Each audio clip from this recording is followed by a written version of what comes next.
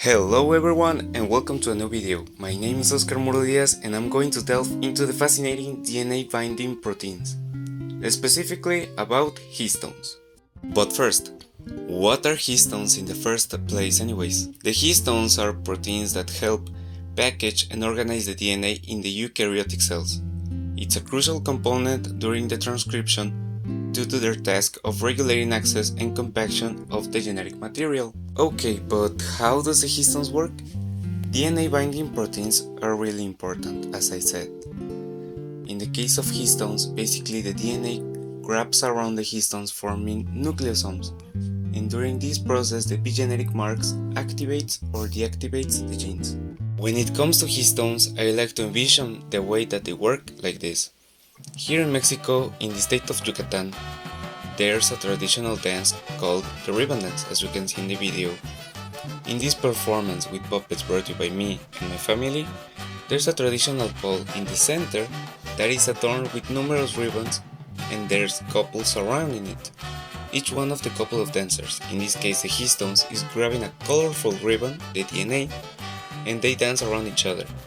The dance moves coordinated by the dancers and the change of positions being the nucleosomes, even if they're not materialized.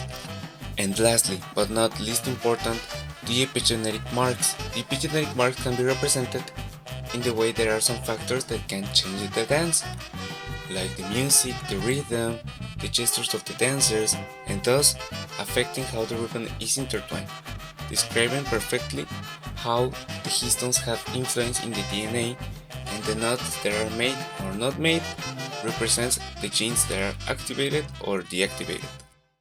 What are the epigenetic marks?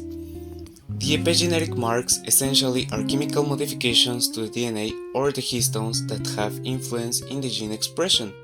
The first one is DNA methylation, which consists mostly in the silencing of genes by adding a methyl group to the cytosine bases.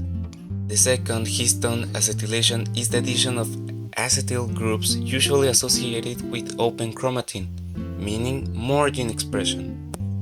And this is a curious one. The histone methylation is basically the same as the counterpart, the DNA methylation, but in this case, depending on the area, it can activate or deactivate the genes. But why is this process so important for the cells?